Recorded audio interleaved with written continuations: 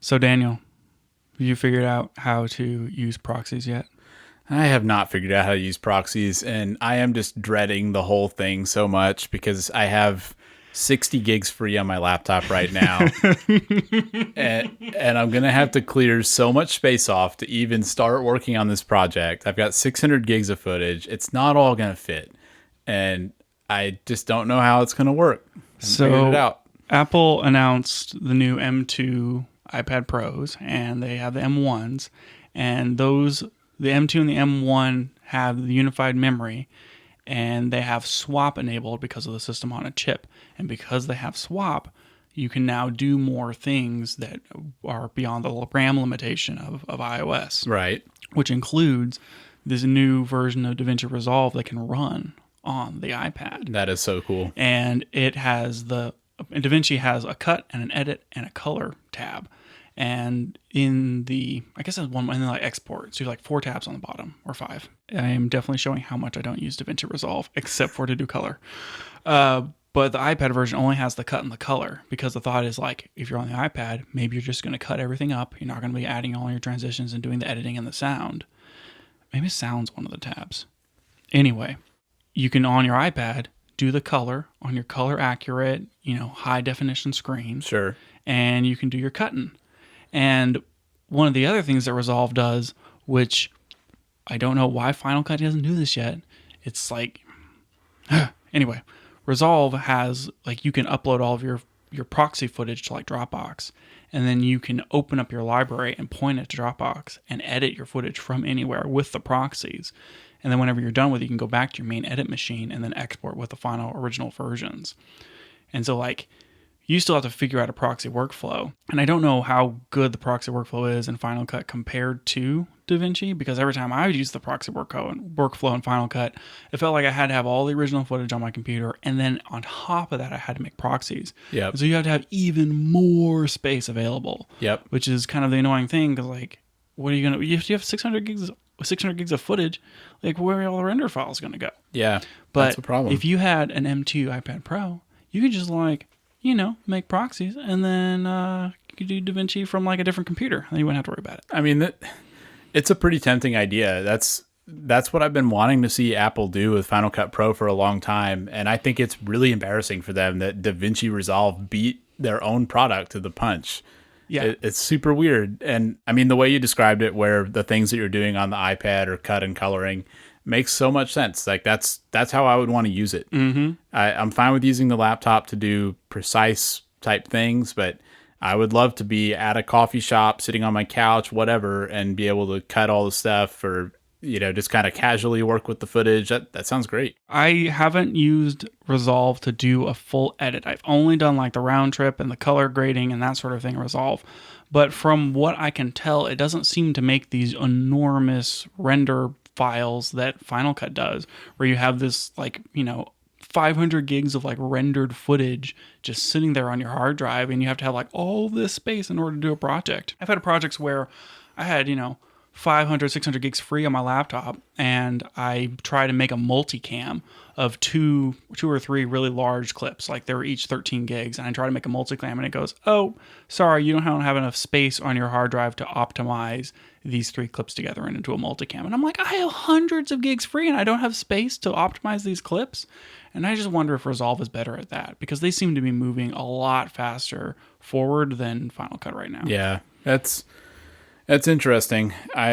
I don't know how I'm going to deal with it in Final Cut, and it's interesting to hear that Resolve does better. I don't know if I don't know if that. I don't want to learn a new editing tool for this project. No, definitely not. But I'm curious to see how it goes, and I've thought through some ideas with using an external SSD. I'm probably going to do something like that, but even with all those tricks, I think it's going to be pretty hard to figure out a good approach. Yeah, I'm really curious to see what you figure out, because it's a lot of footage and you need a lot of space. Yeah. It just seems to me like Resolve is moving so quickly forward and doing so many cool things with like the ability to collaborate and the color grading. And I'm like, what is Apple doing? They used to have a really competitive editing software, and I still think that Final Cut is fantastic, and it is my preferred tool.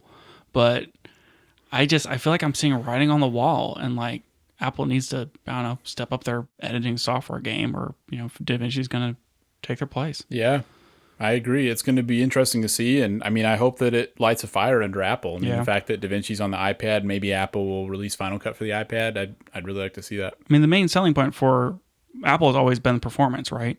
Like you could load in all of these high quality clips, and they would run where Premiere couldn't do it.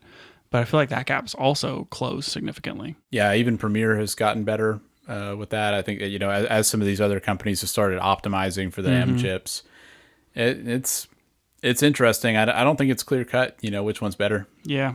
Ugh. I think about the projects that we work on together and how easy it would be if we had proxies in the cloud and you could just like do the edit, and I could be in the same project or come in right behind you and just like do the grade. And we don't have to like exchange libraries. We don't have to like sneaker mail, 1,000 gigs of footage and rendered files or whatever. Right. And it's like, it's such a miss right now from Apple. Yeah. Maybe we need to look into Resolve more. I don't want to. I don't want to learn another suite. I agree. But you could be like every other YouTuber and make a video about how you used Resolve for 30 days. I switched to Davinci Resolve. Yep. Here's why I'm not going back. See, you got the title already. I don't know. Like I've watched so many videos of YouTubers who are like, I'm a Premiere person and I've tried Final Cut for a week and here's what I think. And you watch them use it and you're like, you're using Final Cut like a Premiere user, and you just can't. Like exactly. you have to give into the magnetic timeline and use Final Cut like a Final Cut editor in order to see the true benefit of it. And it's a completely different process of working and thinking about your footage and editing it. And you have to completely approach it from a different place than if you were using Premiere. And watching Premiere editors use Final Cut is painful. Yeah. And so you wonder, like with Resolve, would it be similar? Yeah. That's what I worry about. Is like I would try to go and use Resolve. And yes, I used Premiere, whatever, almost a decade ago.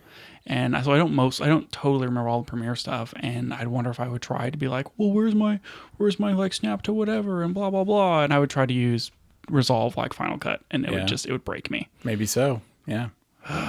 Welcome back to the Camera Gear Podcast. I'm Daniel. And I'm Lucas. And we're back to talk more about the gear side of photo and video.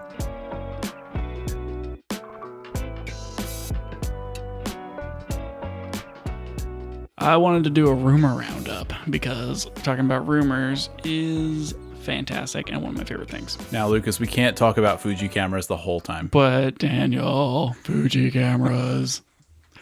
All right, maybe we can talk about Fuji cameras a little bit. Okay, we can't only talk about Fuji cameras. So coming up is the X-T5. Oh my God, here we go. Okay, November 2nd is the rumored release date of the X-T5. We had the XH2S, 26 megapixels. Now we have the, is that right? It's 26.2? That sounds right. Do I not know the count? I think that's right. Sorry, I'm having an identity crisis. Are you counting them right now? Are you counting the megapixels? Right? Yeah, that's what I'm doing. I just, who am I if I don't know how many megapixels my camera has? The XH2 came out, 40 megapixels. Yes, it did. X-T5, also probably 40 megapixels. That's surprising. I mean, it is, but it also isn't. Fuji, with the X-Trans 4 sensor that came out in the X-T3, they put it in like 6 or 7 cameras, and like that was their thing. With the new X-T5, the question was like, okay, now they have 2 sensors. Fuji's never managed 2 sensors at the same time. What are they going to do? And so are they going to put the XH2S stacked sensor in there? Probably not, because it's too expensive. So what are they going to do?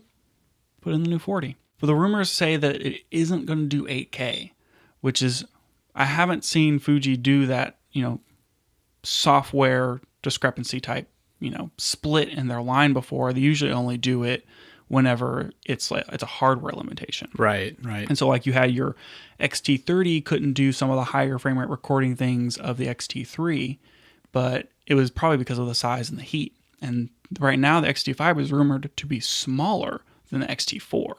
And so we're thinking interesting. Not smaller than the XH2, smaller than the X-T4. Right. Okay. So it's going to be the same body style. You're going to have all your sweet knobs, and it's going to have very similar buttons. It's going to have the movie still switch and all that stuff that the X-T4 has. But the rumor is that it's going to be maybe more like an X-T3 size or an X-T2 size. Okay. And with that smaller size comes less heat dissipation ability. And I think that that's the reason why the rumors are it's not going to be able to shoot 8K. Okay. And I really love using my X-T3 for photo. A lot of that is the smaller size, a lot of it's the knobs, the form factor, and a lot of it is the tilty screen instead of the flippy screen. If I know that I'm not going to turn that camera around to point it at the most important person in the room, and I'm just taking pictures of whatever, like other people. Yeah, like other people, family, friends. Yep, yeah. Less important individuals. The three-way tilt screen is better in my opinion. It's because you don't have the thing off to the side, and it's I don't know. If I'm just taking pictures, I want the three-way tilt screen. If I'm going to do pictures and video, I want the flippy screen. I mostly agree, but at the same time, I really like that I can close the screen. That's a nice thing about the full flip. Ever since getting the XH2S with the flippy screen, I keep closing the screen and not turning off the camera. And I cannot. It's like it's your laptop. You think it goes to sleep and you close the screen. I'm like, floop, and done. And then 3 hours later, because I've turned off auto power off because it always freaking ruins everything. And then I'm like, oh, look at that. I'm down to 1 bar of battery because I forgot to turn off the camera again. Anyway, I need to remember to just turn the switch and get that muscle memory in place. But for you, a photo camera is better if it has a tilting screen rather than a flip screen. Yeah, if I'm using it for photo stuff and it feels like maybe Fuji is finally letting themselves let the XT be a photo camera, because now they have the XH2 and the XH2S to be their video-centric, top-of-line cameras. They can let the XT series be their photo camera. And so the X-T5 is rumored to have the three-way tilt screen. Okay, that's interesting. And not a flippy screen. And so we're looking at something that's more like an X-T3, but with a 40 megapixel sensor. It's pretty compelling. Is there a rumor yet on the price? Yeah, 1,700 smackaroonies. That's pretty affordable. Yeah. I'm surprised by that, because the XH2 is 2,000. Mm-hmm. And that even to me felt like a good price for that camera. Yep. And so now they're undercutting it by another $300. So less features, right? Doesn't do the 8K. I'm sure it will also be limited in other ways. I imagine that I don't know. So the X-T4 could shoot 240 frames per second. I don't see why they would cut that from this, but maybe they do. Maybe it doesn't shoot 240, or maybe it could have less features and certain other things. But I think what we're going to see is something that's basically an XH2, but with a different form factor, and anything that it couldn't do for heat reasons, it's going to cut out of the camera. Yeah. I would be surprised to see that from any manufacturer other than Fuji. Mm-hmm. Because it feels like it's going to directly compete with their other product. But yeah, that's kind of been Fuji's thing. They make all these cameras that have the same sensor and the same basic capabilities, and you get to pick based on your form factor. Right, exactly. And that's what they want, right? Is you can go buy an XH2 if you're a PSAM bro. PSAM bro. Mm-hmm, and you can buy an X-T5 if you're into the dials and the knobs. Yeah, it's cool to have those options. I mean, I'm happy to hear that. If I was considering what my ideal Fuji setup would be, I mean, I guess it would just be 2 XH2Ss. But if I'm trying to compare an XH2S, which is my main video rig, with something that I have for travel and for photo, and I want to be able to share the lenses, and I don't want necessarily the cameras to serve the exact same function because I want more versatility, I could see an X-T5 being my preferred pairing with an XH2S over pairing an XH2 with an XH2S. I think I agree. I mean, at the very least, you're getting something that's a little different, mm-hmm. which is maybe good or bad. I mean, the nice thing about having two very similar cameras is you get all the same muscle memory, you pick it up, and it's exactly the same. But I mean, I do think there are some advantages to as hard as this is to admit, I do think there are some advantages to the dial approach. Mm-hmm. I hear what you're saying about the tilt screen. And so it's nice that the X-T5 gives you something different than what you get with the XH2 or the XH2S. It may be surprising to you, but Fuji's fan base is kind of vocal about their retro cameras and their looks and their styles and their knobs. And they're maybe a little opinionated about their screens. Yeah, I could maybe see that being the case. And so it seems like a lot of time, at least the people who complain about stuff on the internet are so single focused, and they're like, well, the latest camera came out. This is the only camera this company makes. And it's no, they make a bunch of different ones for a bunch of different people. And Fuji has a market for the X-T5 that is not served by the X-H2S or the X-H2, and they need this retro styled with the dials flagship camera to serve that market. And I think that the people who want that, who want the photocentric, small retro style street photography, their base, this X-T5 is going to be the perfect camera for them, and I think they're going to sell a ton of them. And you said it's supposed to be announced on November 2nd? November 2nd. The X-T3 and the X-T3 came out at roughly the same price. It was $1,700 or $1,800, and I think the X-T4 was the same price as well. So this is in line with their pricing for these cameras. So that probably is what the price will be. Yep. It's been a big year for Fuji. I know. Three cameras in 1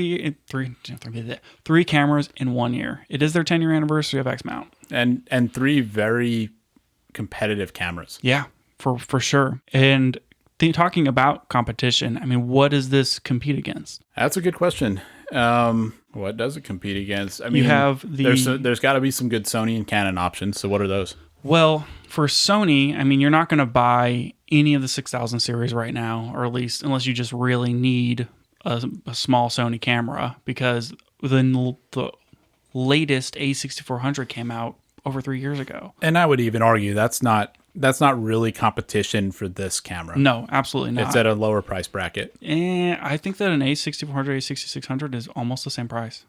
I'm getting that mixed up. I thought they were like $1,000. Okay, yeah, you're right. Okay, so different price bracket. So maybe it's an A7C. A7C is what I was thinking. But an A7C is like 2 years old. The rolling shutter doesn't compete. It's full frame, and it has the same megapixels. But this new 40 megapixel sensor, it's going to be twice the resolution. The X-T5 is just probably going to be a better camera, and that's the same price. And so do you buy this 2-year-old full frame because you really have to have full frame, or maybe an X-T5 is better? What about the A7 IV? The A7 IV is $2,400. Yeah, I guess 17 versus 2,400 that's a big difference. Mm-hmm. So I think the A7 IV is priced out. That the competition for the A7 IV is the XH line. Right. Okay. So from Canon, or let's talk about Nikon, I guess. Give them a second, right? Wait, Nikon exists? It still exists, dang it. The Z6 Mark II, I think, is maybe $2,000, maybe a little more. So that's almost competitive with it, but not really. There's the Z50, but that's getting a little long in the tooth. That's more of a competitor to the X-T4, and that one's cheaper. You have Canon's crop sensor line. You have the R7, which is $1,500, so $200 cheaper. It doesn't have all the exact same features, but it does have Canon colors. It does have more, no, not more anymore. More. It's 30 megapixels. Okay, so that's not a whole lot. So less megapixels, but it's pushed into the 30. I think that's probably the biggest competition, because you could argue that you have the dual pixel, whatever. The X-T5 is a photo camera first, not a video camera, even though it's probably going to have incredible video specs, much better than the EOS R7. But if you're not looking for video specs, then the R7 gives you the flippy screen, it gives you Canon colors, it gives you dual pixel autofocus, and it's 30 megapixels, and it's $1,500. So maybe that's the biggest argument against it. Yeah, maybe so. But I mean, it is we talked about this the other week with FX30. That 17, let's say between 1,500 and 2,000 price bracket, there's just not a lot of cameras in that bracket. Speaking of the XT30 or FX30, which is basically the same price point, that one is less megapixels, less resolution, but probably it's going to shoot at more crops than the X-T5. The X-T5 will give you the full sensor readout at 4K 24, most likely. And it's going to be oversampled 4K 24, so it's going to look really good, versus the FX30, which is going to crop at 1.1. And don't forget that the FX30 can't take photos. Yeah. So the X-T5 may be the better choice over an X-T30 for some people, but also it's going to be a photo camera, not a video camera. So maybe that's the split. If you're looking for a pure, dedicated video camera, the FX30 is the winner. Yeah. I mean, when I was buying my XH2S, I don't think I would have chosen the X-T5 over it, because my primary use is probably video, but I wanted to be able to do both really well. And I mean, I feel like I wanted something that leaned video in a way that I don't think the X-T5 is going to. Yeah. But it seems like a really good camera. Yeah, it's going to be a really nice, I bought this to travel with, I bought this for street photography and for photos, but if I need to use it as a B cam to my XH2S, it's going to pair really nicely and it's going to work really well. Yeah. Well, I'm excited to see it. Yeah, I think that's going to be a really cool one. I think it's going to fit really nice into their lineup. Speaking of, its biggest competitor, the EOS R7, we got some Canon rumors also. All right, let's hear them. So we got the EOS R6 Mark II. So the original R6 came out, I want to say a year or 2 ago, 2 years ago. Yeah, 2020, July 2020. That's right, because I bought my EOS R right after that was announced. Right. Okay. So it's been out for a little over 2 years. That's about the right time for a Mark II. Yeah, so they're coming out with a Mark II. It is a 24 megapixel sensor instead of a 20. So it's a different sensor with a Megapickle Bump. Megapickle Bump. Yep, got them bigger pickles. Actually, they're smaller technically because it's a same size sensor, full frame. As far as the features that are the same, I mean, it's a Mark II, and so it's just kind of a continuation of, right? And I mean, it has the same, 12 frames per second mechanical shutter. It's got the same embodied. It's probably an improved embodied stabilization, but it's going to have IBIS. The R6 had IBIS. Still the same, video ability features, right? 4K 30, 4K 60.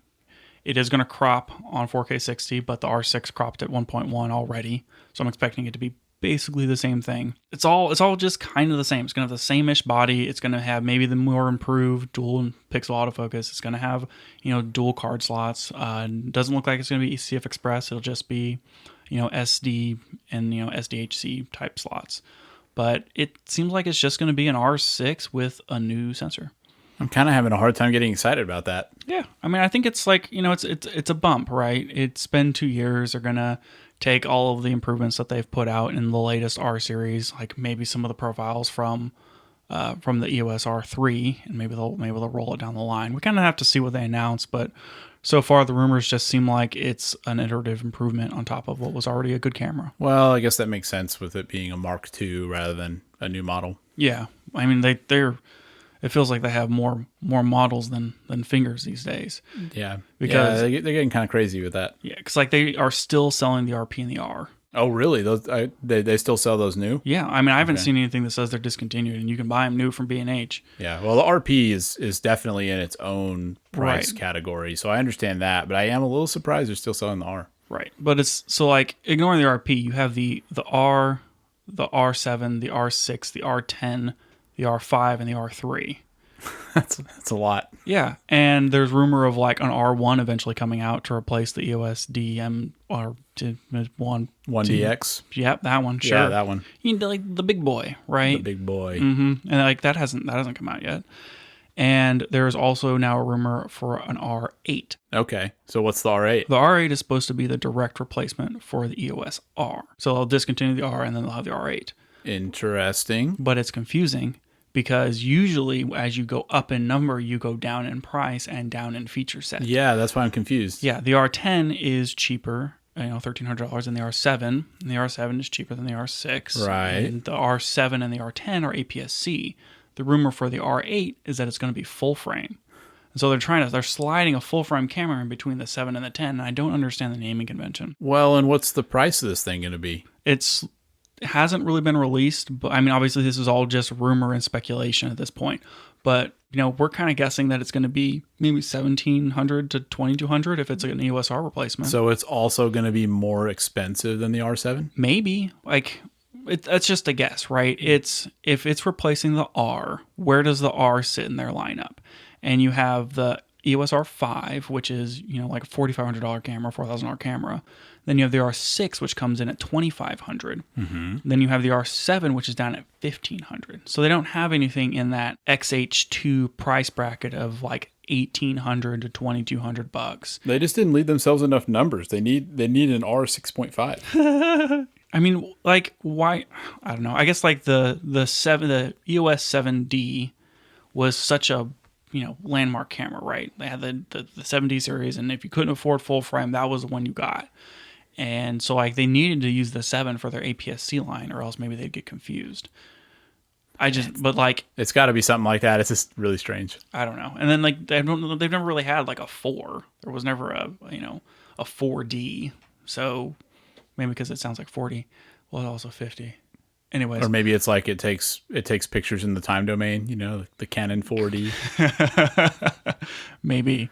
So ignoring the name, if it's a replacement for the EOS R, then it should be between $1,700 and $2,200, which is going to make it a really interesting competitor to the A7 IV. Well, and to the X-T5. And to the X-T5 and to the X-H2. Yeah. And I think that, if it's a pretty decent camera, it's going to be a hard sell over any Sony or Nikon option or Fuji option for that matter, because it's full frame if it comes in at that price point. And people love Canon. Yeah, I mean, Canon makes great stuff. And the rumor here is that it's going to have IBIS. It's going to be able to do 4K 30, 4K 60 cropped. So similar video specs to the EOS R6 as far as, what the rumors say. 30 megapixels, so more megapixels than the R6, which matches the EOS R now, right? The R has a 30.1 or 30.2 or something. And then it's also rumored to have CF Express SD dual card slots. And that's a weird one, because why are they going to put CF Express on it if they don't need CF Express? Yeah, nobody's buying a $400 card for fun, so there's got to be a reason to have that in there. Yeah, like the XH2S and the XH2 have CF Express because they can shoot ProRes, and they can shoot, 40 frames per second in photo. Well, the XH2S can, the XH2 can't. And so, like, if you're doing really high rate video or really high rate burst, then you need it. And I didn't see anything about this coming with like a stacked full frame sensor. I mean, that would be really expensive. Yeah, there's no way that's fitting in a 17 to 20. So it's not going to be stacked, which means, and it's going to be full frame, which means that it's probably not going to do more than 12 to 18 frames per second photo, right? It's just going to cap out because of the read speed and the jello. Right.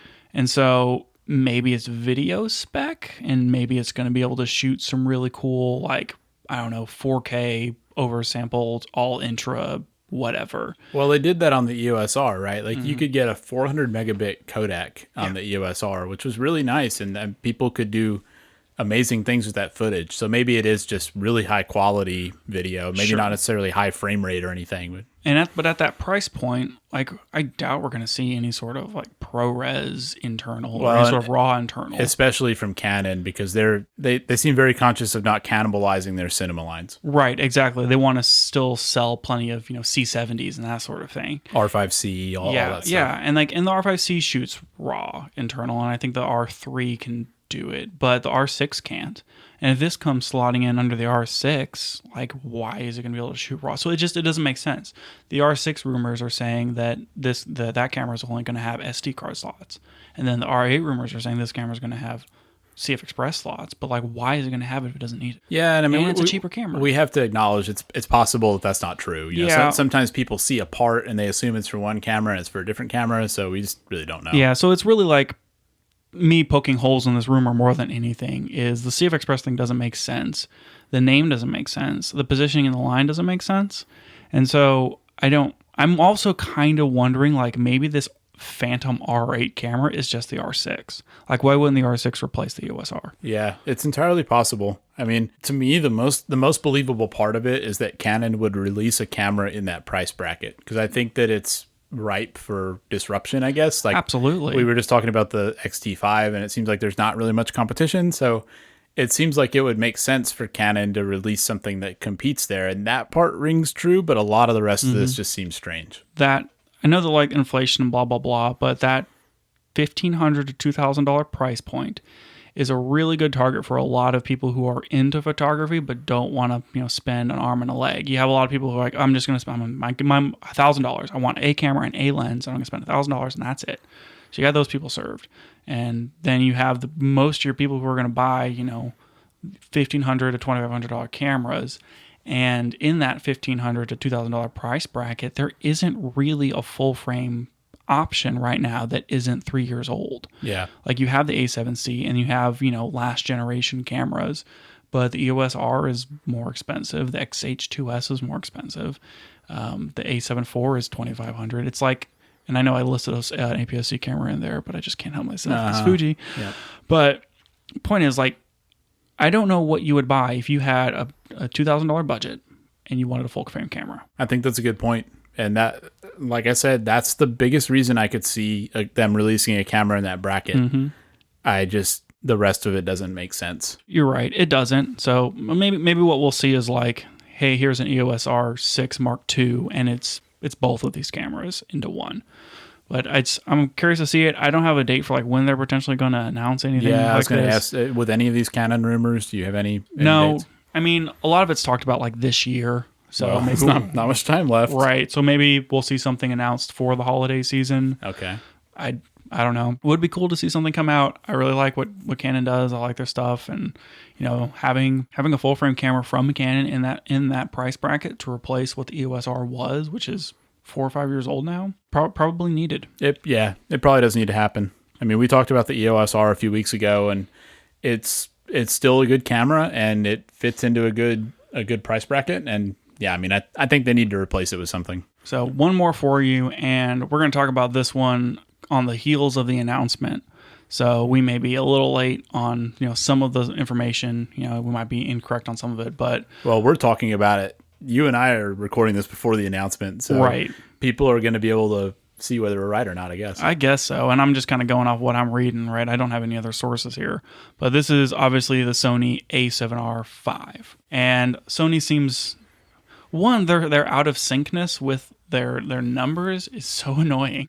It's like, here's the A7R5, and it's the sibling cameras are like the A7 IV and the A7S3. Yeah, it makes it very hard to look at their lineup and reason about which ones are similar. But also, like, I wouldn't want them to like skip numbers. That would also be annoying. That would be worse, probably. Whatever.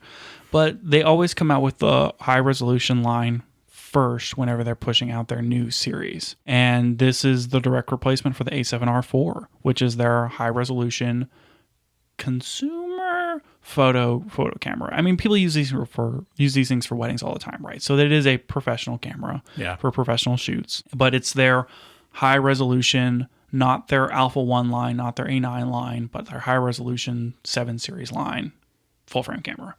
And it's for photo, not necessarily for video. Yeah, although you can do both with them. Yeah, absolutely. Sure can. But, with the more megapixels you have, the more, processors you need to read, and full frame sensors are huge. And so you risk like more rolling shutter on a camera like this versus something like an A7 IV. Yeah. Which also has pretty yucky rolling shutter. Mm-hmm. Anyway, I didn't see anything about it being stacked, which, right now still, Sony rules the sensor game. They make all the sensors for everybody. So if we're going to see an innovation in a sensor from them, as far as like a stacked sensor this big, with this many megapixels, it's going to be in this camera. Right. Did you say how many megapixels it was? No, I didn't. 61 megapixels. Jeez, that's a lot. Yeah, they're really pushing it, right? I mean, it was pretty impressive what they did with the sensor that's in the new Fuji cameras, that 40 megapixel on APS-C. So seeing 61 from them in this one is pretty cool. What does Fuji hit in the GFX series? 102 megapixels, and that's medium format. They're not there yet, but 61's a lot. 61 is a lot, and if when full frame eventually is pushing 100 megapixels, that's going to be like writing on the wall for medium format. Right. Because the high resolution for medium format is most of the reason why people shoot in it. I mean, also like the field of view and like the weight, anyways, whatever. Sure.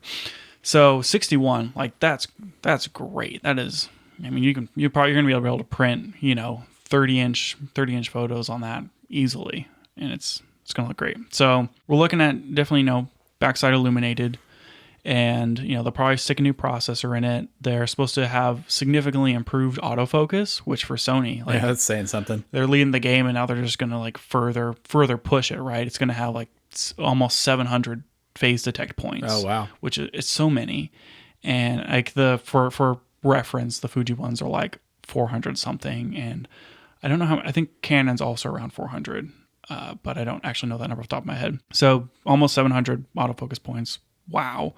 It's supposed to be able to shoot 8K, which for those who are counting in the audience, you have to be over 40 megapixels in order to shoot 8K, just for pure resolution reasons. So we're looking at potentially 8K 24 uncropped, which means that it's oversampled, because if your 8K is 42 megapixels and you're on a 61 megapixel sensor and it's uncropped, that means you're going to get oversampled for 8K, which is going to look really good. Is that true?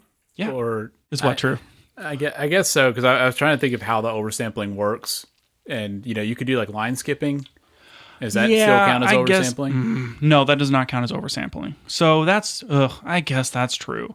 They could, in theory, line skip and then have a full sensor readout of 8K. But it's basically uncropped, right? So yeah, you can either, if you're uncropping, you can either read every line and line skip it, or you can oversample it. I'm just curious to see if their processor can handle that. I mean, it's supposed to be this new Bion Z XR processor. Oh, well, yes, the Bion Z, obviously. Why didn't I think of that? Well, because I didn't tell you. Oh, okay. I guess that's a wait and see. Yeah. You're right. I'm wrong. But if it is oversampled 8K, that would be impressive. It would be impressive. I mean, I don't think anyone's doing that right now. So maybe I'm wrong. Maybe the R3 does it. We're looking at 4K 60, 4K 24, whatever. They looks like they're going to be stealing the heatsink out of the A7S III. I don't think it's going to have a fan. The A7S III doesn't have a fan. It's just their FX lines that have those. But better heat dissipation ideally. And we're looking at all the new S Cinetones that are currently pushed in the the A7 IV line, the A7S III, and their FX lines. And yeah, I mean, it's just a lot of other things, right? Better buffer, more stops of IBIS. And yeah, it's just going to be a good photo camera. I think the current A7R4 doesn't have a flippy screen, so we're looking at a fully articulating flippy screen for this one. And I mean, it's just going to be a really good all-rounder. Can use it for video to mix in with the other stuff, but the 61 megapixel stills is going to be the main selling point of this camera. Yeah, but the screen maybe is a downside. I mean, we were talking earlier, and you said you think the tilt screen's better for photos. Yeah. So I don't know. I mean, it's not a big deal, but I feel like most Sony users are expecting that flippy screen, and most Sony cameras have the flippy screen. That's true. And like it's going to have a lot of the really good video features that Sony's known for. Mm-hmm. So yeah, that's interesting. I keep thinking about the autofocus and what that's going to mean and what that would make that camera good for. I mean, I think one obvious use of it is going to be like sports type photography. Oh, for sure. Especially if they have a larger buffer and if the autofocus is good. And I think right now that's mostly like the Alpha 1 or the A9. Well, the A9. Yeah, so with your sports photography, I mean, autofocus is a big one, but a lot of your pro guys are maybe doing zone autofocus and they're just manual focusing it, setting on a zone. But I mean, Sony's autofocus is so good and so reliable for that sort of thing. It's going to have fantastic hit rates. But with 61 megapixels on a full frame camera, it may not be able to hit the shutter speed. Your Z9 and your A1, and the Z9 doesn't even have a mechanical shutter. Those are stacked sensors, and so you can get the significantly faster readout. You can get more autofocus frames, and you can shoot way more pictures per second. So I think that this isn't going to be what you're looking for sports. I think with that high resolution, it's going to maybe be landscape stuff, and it's definitely going to be portraiture, where you can get these really high resolution, beautiful portrait images. Sure, like event photography, that sort of thing. Maybe. Yeah, definitely that. Yep, low light where you need the full frame. And Sony's ISO performance has just been, it feels like it's been leagues ahead of everybody else, where you can shoot at 25/600 and still get a clean image. It's phenomenal. Yeah, that'll be interesting to see too.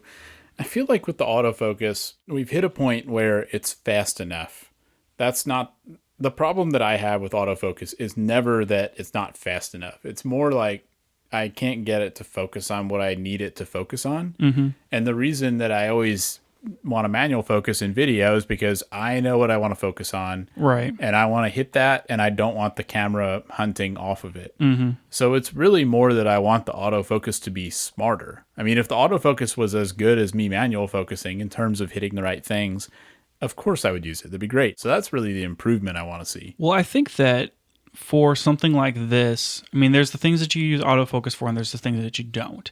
And for me, the things that I'm going to use autofocus for are I'm setting up this camera, and I'm not going to be able to attend it to manually focus it. Maybe I'm filming myself. Maybe I'm filming in my room.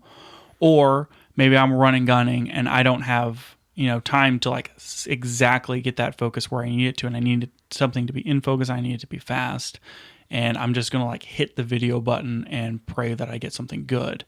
And for those times, that's, autofocus is paramount, and it needs to be, paramount to being successful in what you're shooting.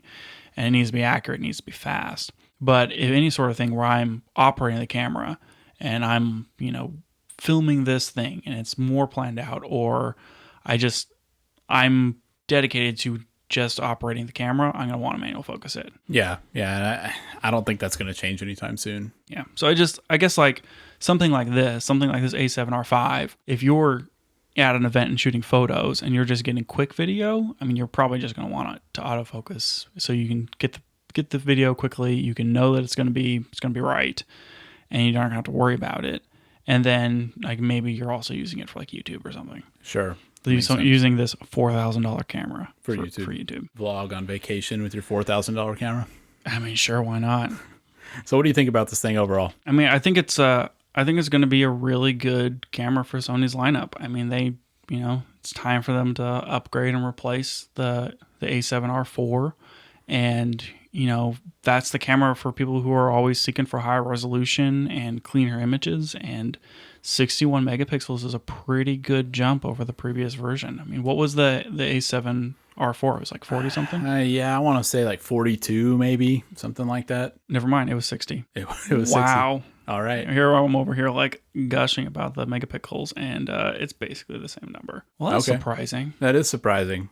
Changes everything for me. Was it a BSI sensor? No, it's not even that. So maybe it is a BSI sensor in the new one. Sorry, it is BSI. You're asking if the A7R4 was backside illuminated. Yes. It has to be. I mean, everything's BSI nowadays. Yeah, it was BSI. Well, I don't know. I guess the sensor aspect of that is not as impressive then. It's slightly higher resolution, but it's still 60 megapixels. So like maybe people aren't necessarily going to upgrade over their A7R4 for that. Maybe not. I guess the A7R4 definitely cannot do 8K. No, it cannot. So that's a new thing.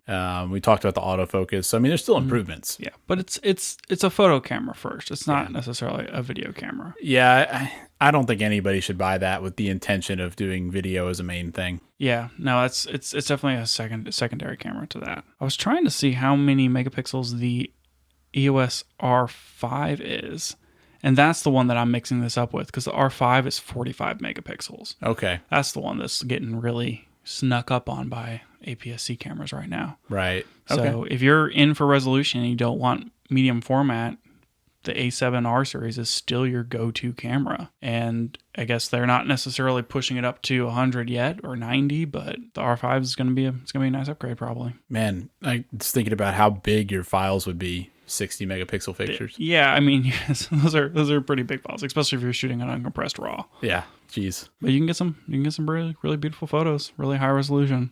Yeah. What's the Z9 resolution? The Z9 is 45.7 as well. Sony's kind of head and shoulders above the competition already. I mean, they kind of always are, because they own the sensors. Like, I mean, Canon makes the sensors, but yeah. I mean, it seems like Canon's highest resolution sensor is still only 45 megapixels. It always feels to me like Sony is always pushing technology. Mm-hmm. They always have the feature bullet point before anybody else does. Yep. And that doesn't necessarily mean their cameras are better, but if you want a certain new feature, they're probably going to have it before anyone else does. Yeah, that's basically right. I'm looking to see when what's going to push up that resolution. And I think that this A7R5 is going to do the pixel shift thing, where you can take, huge resolution, like 300 megapixels kind of thing, where it shifts the sensor and takes a bunch of images and stacks them together.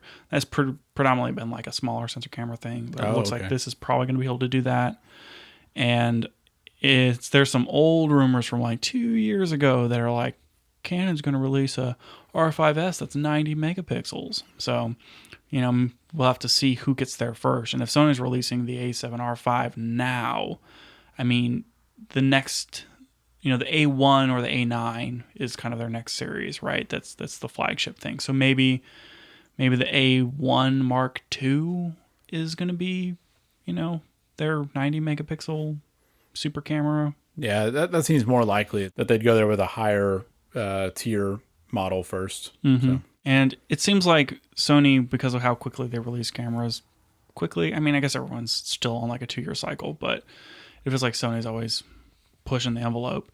And it's taken them forever to backport certain features. Like I think the A7S3 still doesn't have breathing compensation. Yeah, on I think that's right. Mm-hmm. And so I would bet that this camera, the new A7R5, is going to have like breathing compensation for lenses and that sort of stuff. I would imagine it has to. Yeah, they seem to like roll out the new features and the new menus, but they don't always backport it. Yeah, which is disappointing. But I mean, the one good thing about this is that if you're in the market for an A7 IV, it's good that this is coming out because the A7 IV has been out for a while. Or A7R4. A7R4. It's good that this is coming out because, I mean, now you can get something that's new that has presumably their new menu system and some of these new features. So, I mean, it seems like a good upgrade. Wow. Has it really been... A7R4 came out... Oh, it was 2019. Yeah. 2019? No. Yep. So, it's been almost 3 years. Yeah. That's a long time. I mean, I wouldn't want to spend A7R4 money on a 3-year-old camera. Yeah, definitely not. And it looks like you can buy them for, $2,500 now. Sure. And the new one's going to be $4,000. So sure. You have a nice price drop. And I think what this means is maybe, 1 year away from an A7 V potentially. Well, it's exciting. Yeah. It's cool to see all this new stuff coming out. It feels like with all these different brands, there's always new things. We were talking about how Fuji's released 3 cameras this year, and I don't remember when Canon released that R7 and stuff, but I mean, it's always new stuff. Yeah, no, if you remember APS season from just a month or so back. I mean, some would argue we're still in APS season till December 21st or something like that. It's always APS season. Oh, okay. That's not true. Because, APS season ends when Sony releases their new, APS-C cameras. I see. The leaves change and the A7000 comes out. Yep, and then we will enter winter, in which no new APS-C cameras come out for 2 years. That is not a time I look forward to. Yeah, well, everything's going to go to full frame anyway, so that's the end-all be-all or whatever. Obviously. Yeah, I mean, it seems like, all the new cameras came out like late 2019, early 2020. There was all the chip shortages and stuff, and there was COVID and, all these delays and things, and it feels like everything that was kind of in the back burner that's been in work from a lot of these camera companies is finally releasing now, 2 years after the fact kind of thing. And, we're probably going to see, even more going into next year. Yeah. Well, it's an exciting time to be into cameras. Yep, I'd say so. So we'll probably, see what happens with the A7R4, on, what date is it? October 26th is supposed to be the rumored announcement date. Yeah. So we'll be able to talk more definitively about that in the future and probably have a good conversation on it. Yeah, that sounds good. Yep, looking forward to seeing it. And looking forward to talking to everybody next week. That's going to do it for the show today. Thanks for joining us. And if you enjoyed it, we'd encourage you to rate us on iTunes and tell your photography friends about the show. Also, check out our website at cameragearpodcast.com to learn more or send us feedback and questions. We'll be back with more next week.